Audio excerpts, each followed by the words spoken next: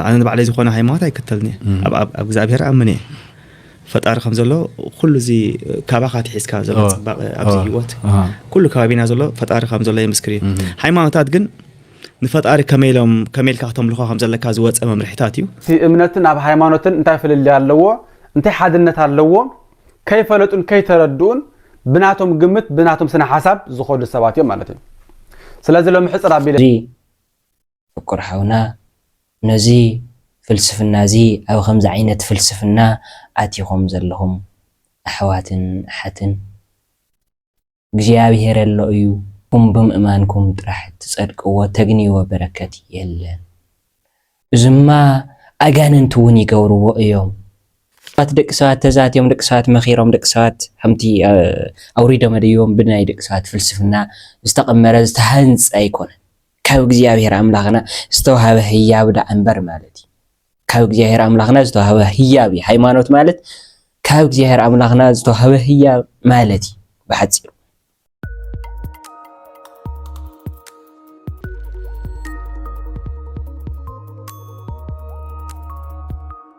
بسم أب وولد ومنفس قدوس أحد وأملاك زلعالم سلاسي كوراتن فكراتن بيتسوق جيابير نقدس قدسان دنقل ماريام فكرتن نقدسان ملايك ترديت نقدسان زارقان برخة تخافلتي أمي غانيهم أمي لهاتكم قاعد ما بسلام الرخوانا من الوقت لو ما أنت ما بزعوا حدا فيديو ملسي خنهوالو تقلنيا ترقم أون كنن نقاقرلو مزينا لنا مو فلما أتي فيديو سمعنا عيون ملس أنت أفكرسي هايمانات هلا واي بلان أي قد شنني أنا بعد لازم خونا هايمانات أي كتلني أب زابير أمني فتار خمزلو كل زي كابخات حس كازلو أبزي وات كل كابينا زلو فتار خمزلو يمسكري هايمانات جن نفتار كميل كاتم لخو خمزلو كازوات أمام رحتاتيو لتوم زختلوا يخبر الله مه أنا أتوقع هاي ما تاكتلني بزاد الرجازية بزاد وازية سبد الله يترجمه صبا حارة تسألك نمنتها يا خو زبلت الله نبتي دحرايز متبي مالتي هجي سلازم عايز مفعلي يكونن مفعلي زخونة السا أمنا تهليوانا أمنا تأخبير الله خير تكمل بالله مسلمنا تأمن بوديست تأمن كريستنا تأمن whatever سات أمنا نقدر أنا هجينا عاي كسب زيت علواني مساي كسب سجد ويا مساي كسب عنا تشمو تملأ سبتي بيت مقدس ديو بيت صلاتنا تأمن له بوتاتنا عنا كسب إلى زي جدتني تكمل بالله هذه إزاي حجيت ناي حد مكوزا boundaries مالتي أوكي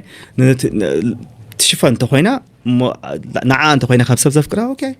نو تقلعك خديعة يبلاني نعاك قبل لني لازم هاي تتصورنا تحطه خمسي كندي خا تصور تخل كابتي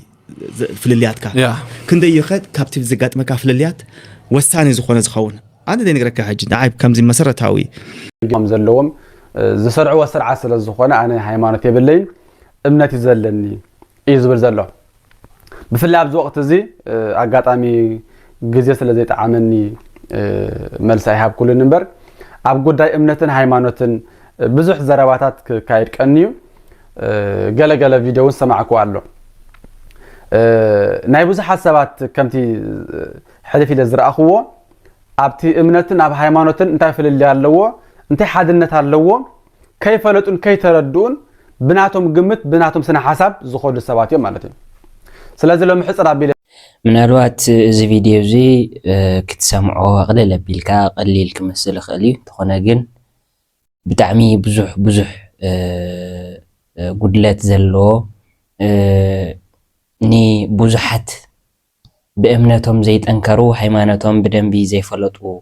من إسيات حوات ونجن عنك فخود دق زخل ملأختي زحزلة زرواس لزغنة قوي زروا أيو انتخونا جن قوي لنا ونين حلفون بتي أستمروا كدست بيت كريستيان بزعوا حيمانوت هيمانوتن امنتن بنصور كنرينا እግዚአብሔር ምስኩላትና ይኹን ሃይማኖት ማለት ሃይመነ ካብዞል ናይ ግሲ ዝወፀ ኮይኑ እምነት ድማ አምነ ካብዞል ናይ ግሲ ዝወፀ እዩ ምንም ጥቅልል ትርጉሙ ድማ ናብ ትግርኛ ክመጽእ ተሎ ብእግዚአብሔር ምእማን ወይ ድማ ኣብ እግዚአብሔር ምእማን ዝብል ትርጉም ኣሎ ማለት እግዚአብሔር አይምን ሃይማኖት ማለት እግዚአብሔር ንኹሉ ፍጥረት ካብ ዘይምንዋር ናብ ምንዋር ዘምጻሉ ብሓድነትን ብሰለስትነትን ዝምስገነሉ ክምስገነሉ ዝኽእል ኣምላኽ ምዃኑ ምእማን ማለት እዩ። ስለዚ ብሓፂር ኣብ ኣገላልጻ ሃይማኖት ብግዕዝ ኮይኑ ብትግርኛ ድማ እምነት ናብ ዝብል ጥቕልል ትርጉም ይህልዎ ማለት እዩ። እዚ እምነት እዚ ብመሰረቱ ካብ ኣምላኽ ንደቂ ሰባት ዝወሃብ ህያዊ ኣምላኽ ንደቂ ሰባት ብእግዚአብሔር ኣምላኽ ዝወሃብ ህያብ ንደቂ ሰባት ክንመሓዳደረሉ ቅድስና ኣምላኽ ብቅድስና ኣምላኽ ክንመላለሰሉ መሪሕነት ኣምላኽ ክንፈልጠሉ ምስጢረ መለኮት እንፈልጠሉ ከምኡ ድማ ብቅድስና ተመላሊስና ቅድስና ኣምላኽ እንወርሰሉ ህያብ ኣምላኽ ማለት እዩ። ስለዚ ሃይማኖት ማለትስ ምናልባት ከምቲ ፍቱሕ ሓውና ዝተዛረቦ ደቂ ሰባት ንምምላኽ ንእግዚአብሔር ንምምላኽ ነቲ ዝኣምንዎ ሃይማኖት ንዑ ንምምላኽ ነቲ እግዚአብሔሮም ምምላኽ ዝፈልሰፍዎ እዩ ዝዓይነቱ መልእኽቲ ዝሓዘለ ዘረባ እዩ ዝተዛረበ። ምናልባት ደቂ ሰባት ተዛትዮም ደቂ ሰባት መኺሮም ደቂ ሰባት ከምቲ ኣውሪዶም መደዮም ብናይ ደቂ ሰባት ፍልስፍና ዝተቐመረ ዝተሃንፀ ኣይኮነን ካብ እግዚአብሔር ኣምላኽና ዝተዋሃበ ህያብ ዳ እምበር ማለት እዩ። ካብ እግዚአብሔር ኣምላኽና ዝተዋሃበ ህያብ እዩ ሃይማኖት ማለት ካብ እግዚአብሔር ኣምላኽና ዝተዋሃበ ህያብ ማለት እዩ ብሓፂሩ። ከምቲ እኳ ዮሃንስ አፈወርቅ ዝገለጾ ኣሚን ዝተመሰረተ እቲ ወካልእ አንሂ ህንፃ ወነድቅ እምነት መሰረት ያ እንተን ካልኦት ምግባራት ግን እቲ ካልኦት ሚስጥራት ግን ዝስዕብ እዩ ህንፃ ንድቅን እዩ ድሕሪ መሰረት እቲ ህንፃ እንዲ ዝስዕብ እቲ መንደቕ እንዲ ዝስዕብ። ስለዚ እምነት እቲ ሃይማኖት መሰረት እዩ እቲ ዝተረፈ ሚስጥራት ግን ድሕሪኡ ዝስዕብ ልክዕ ከምቲ ህንፃ ከምቲ መንደቕ ደረጃ ብደረጃ ዝዓቢ ከምኡ ማለት እዩ። ስለዚ እምነት ወይ ከዓ ሃይማኖት መሰረት ኩሉ እያ። እግዚአብሔር ንኽትፈልጥ ኣብ እግዚአብሔር ክትኣምን ኣለካ። በረኸት እግዚአብሔር ክተግኒ ሃይማኖት ክህልወካ ክኽእል እኒአዎ። ከምቲ እኳ እታ ደም ዝፈሳ ዝነበረ ንብዙሕ ግዜ ደም ዝፈሳ ዝነበረ ኣዶ ወይ ድማ ሰበይቲ ብእምነት ኮይና ናይ ኣምላኽና መድዓይና ኢየሱስ ክርስቶስ ጫፍ ልብሲ ነኺኣ ደማ ጠጠው ዝበለ ሞ ድማ በኣምላኽና በኢየሱስ ክርስቶስ ድማ ሃይማኖቶች ኣህወትች ከም ዝበላ ሃይማኖትኪ ኣሕውያትኪ ወይ ድማ እምነትኪ ኣድሒናትኪ ከም ዝበላ ንኽንድሕን እውን እምነት ሃይማኖት የድሊ ማለት እዩ። እምነት ሃይማኖት የድሊ ሃይማኖት በይኑ ብዘይ ተግባር ድማ ምንም ትርጉም የብሉን ይብለና ኣሎ ያዕቆብ ኣብ መልእኽቱ ምዕራፍ 2 ካብ ቁፅሪ 14 ጀሚሩ ክሳዕ 25 ዘሎ እንተንዩናየ ማለት እዩ። ተቃሉ ክነንቦ ኢና ብሓደ ኣሕዋተየ ሓደ ሰብ እምነት ኣላትኒ እንተበለ ተግባር ግን እንተዘይሃልይዎ እንታይ ትጠቕሞ? እዛ እምነት እዚኣ ዶ ክተድሕኖ ትኽእል? ሓው ወይ ሓፍቲ እንተዓረቑ ናይ ዕለት ምግቢ እውን እንተሰኣኑ እሞ ሓደ ከባኻትኩም ንስጋኦም ዘድሊ እንተዘይሃበ ብሰላም ኪዱ ሓዊ ሰሓኑ ፅገቡ እንተበሎም እንታይ ይጠቕሞ? ከምኡ ከዓ እምነት በይና ተግባር እንተዘይብላ ምውቲ እያ ይብለና።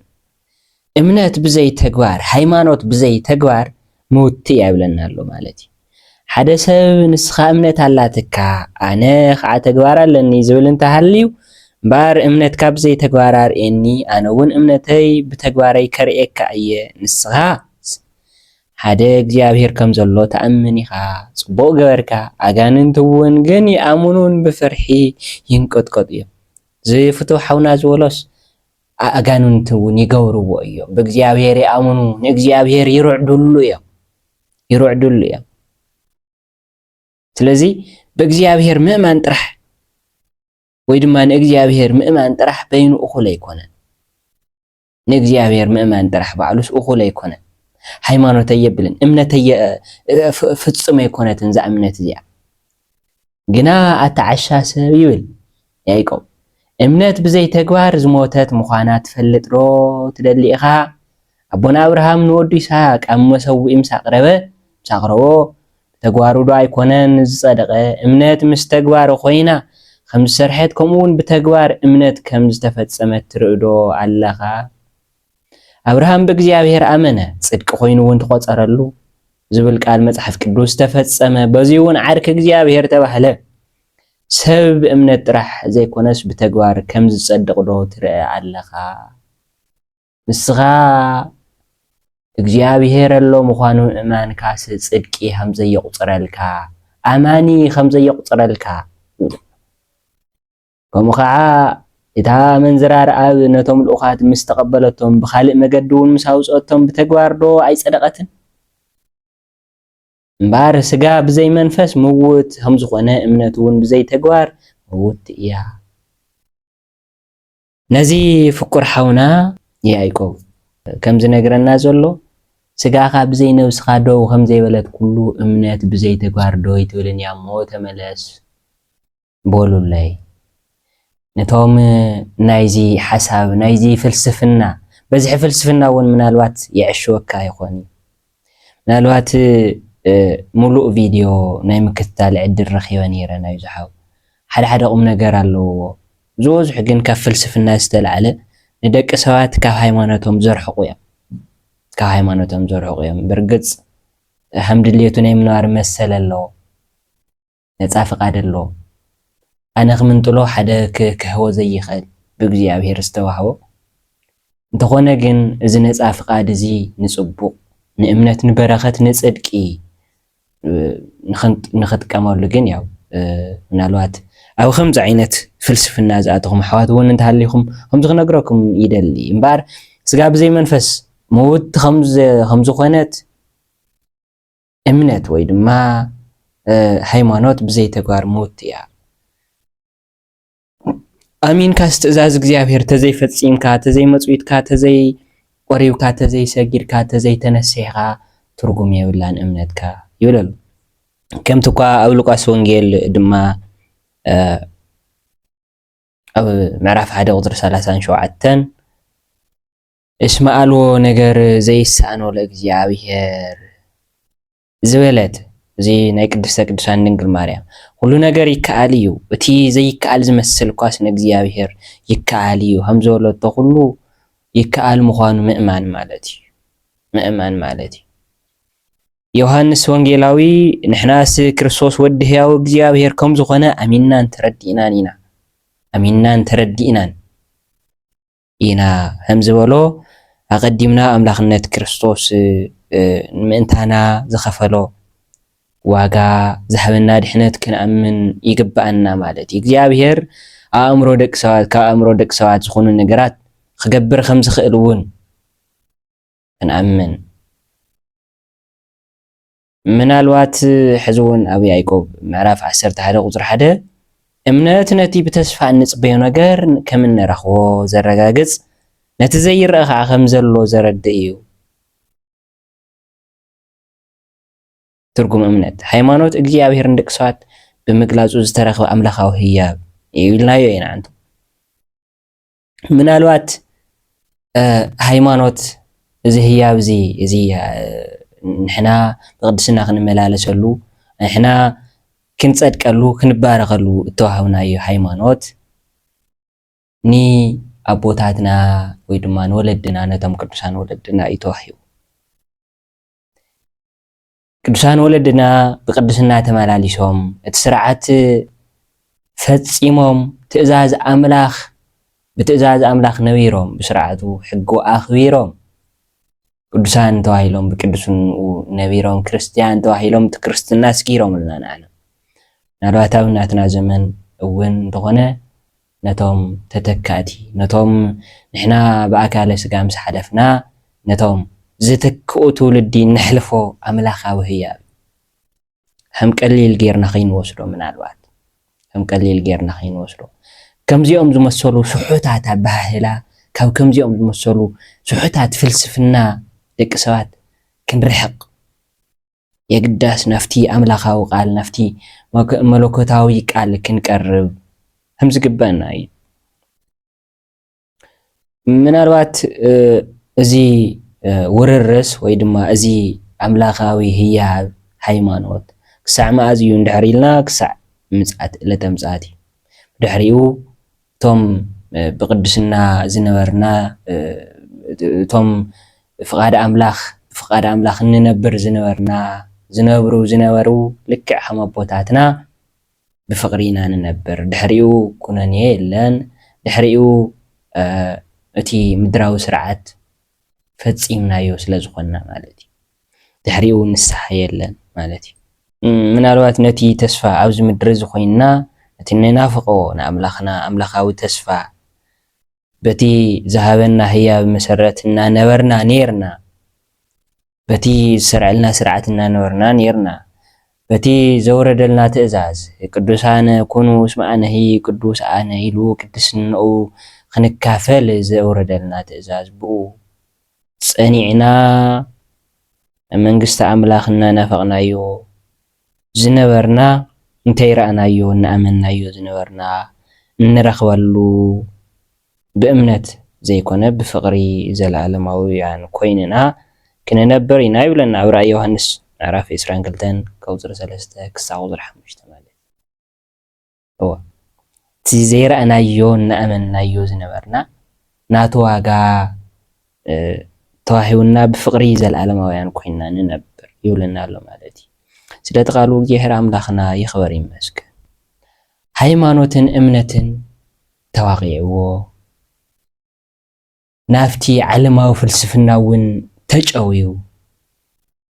ዘሎ ሰብ እምበር ክፈልጦ ዝግባእ እቲ እግዚአብሔር ኣሎ ኢልካ ምእማን ባዕሉ ፍጹም እምነት ኣይኮነን ኣየጽድቕን ስጋ ብዘይ ነፍሲ ደው ከም ዘይትብል ኩሉ እምነት ብዘይ ተግባር ዝሞተት እያ እምነት ብዘይ ፍቅሪ ዝሞተት እያ ብዘይ ፍቅሪ ብጻይ እምነት ብዘይ ምጽዋት እምነት ብዘይ ንነዳያን ምብላዕ እምነት ብዘይ ምስጋድ ብዘይ ምቁራብ ብዘይ ኣምልኾ ሓፈሻ ብዘይ ኣምልኾ ሞት እያ ይብለና ኣሎ ሐዋርያ ቅዱስ ጳውሎስ ኣብ ያዕቆብ መልእኽቱ ማለት እዩ ስለዚ ፍቁር ሓውና ነዚ ፍልስፍና እዚ ኣብ ከምዚ ዓይነት ፍልስፍና ኣትይኹም ዘለኹም ኣሕዋትን ኣሓትን እግዚአብሔር ኣሎ እዩ ኢልኩም ብምእማንኩም ጥራሕ ትጸድቅዎ ተግንይዎ በረከት የለን እዝማ ኣጋንንት እውን ይገብርዎ እዮም ንኽብሪ እግዚአብሔር ይርዕዱ ይንቅጥቀጡ እዮም ይፈርሑ እዮም እዝማ እቶም ኣረማውያን እውን ይገብርዎ እዮም ብሕልና ንናይ ሕልና ዕግበት ብሂማኒቲ ዶ ብግዛዕ ተባሂሉ ይግበር እዩ ተኾነ ግን ግብሪ ብዘይ እምነት ፍጹም ኣይኮነን እምነት ብዘይ ግብሪ እውን ፍጹም ኣይኮነን ነፍሲ ብዘይ ስጋ ደው ኢላ ቆይማ ክትነብር ኣይትኽእልን ንእግዚአብሔር ኣምላኻ ክተመስግን ኣይትኽእልን ክተምልኽ ኣይትኽእልን ስጋ ብዘይ ነፍሲ እውን ግን በድኖ ተባሂሉ እዩ ዝቕበር ምንም ትርጉም የብሉን ስለዚ ግብሪ ዝጎደሎ እምነት ግብሪ ዝጎደሎ እግዚአብሔር ኣሎ ኢልካ ምእማን ትርጉም ከም ዘይብሉ ፈሊጥና ናብ እቲ ትእዛዝ ኣምላኽ ናብቲ ኣምላኻዊ ህያብ ሃይማኖትና ተመሊስና ናብቲ ብቅድስና እናተወራረሰ ዝመጽእ ሃይማኖትና ኣብኡ ተማዕቂውና ንኣምላኽና ኣሚንና እምነትና ድማ ብግብሪ ክንገልጽ ክንባረኸሉ ናይ ሎማዓንቲ መልእኽትና እዩ ስለ ኩሉ ነገር እግዚአብሔር ኣምላኽና ይኽበር ይመስገን ይኽበር ይመስገን ምናልባት ደቂ ሰባት ናይ ኣምልኾ ክጥዕሞም ተባሂሉ እዮም ሃይማኖት ሰሪዖም እምበር ኢሉ ፍጹም ኣምላኻዊ ህያብ ቅዱስ እምነት ነቶም بእምነት ዝመስልዎ ንቅዱሳን ዘቀበሎ ኣምላኽና ብህያብ መልክዑ ዝሃበና እምበር ደቂ ሰባት ዝተፈብረኸ ብደቂ ሰባት ፍልስፍና ዝተቋቆመ ከምቲ ዓለማዊ ሕጊ ከምቲ ነገስታት ንግዛኣት ንምግዛእ ንደቂ ሰባት ምምሕዳር ክጥዕሞም ኢሎም ዝሰርዕዎ ስርዓት ከም ዘይኮነ ምፍላጥ ከድሊ እዩ። ስለሎ ነገር እግዚአብሔር ኣምላኽና ይኽበር ይመስገን። ናይ ቅድስተ ቅዱሳን ድንግል ማርያም ኣማላድነት፣ ናይ ቅዱሳን መላእክቲ ረድኤት፣ ናይ ቅዱሳን ጻድቃን በረኸት፣ ናይ ቅዱስ እግዚአብሔር ቸርነት ምሕረት ምስ ኩላትና ይኹን። ካብ ሃይማኖቱ ዝወፀ ናብ ልቦኑ መሊሱ ኣብ ሃይማኖቱ የጽንዓልና። እቶም ኣብ ሃይማኖት ዘለና እውን በሃይማኖቱ ብቅድስንኡ ክንመላለስ ፍጹም ቅዱሳን ክንከውን እግዚአብሔር ኣምላኽና ይርዳእና። ጾምና ስዋኤና ባሪኹ ናብ ብርሃነ ትንሣኤ ብሰላም የብጽሕና። ሰላም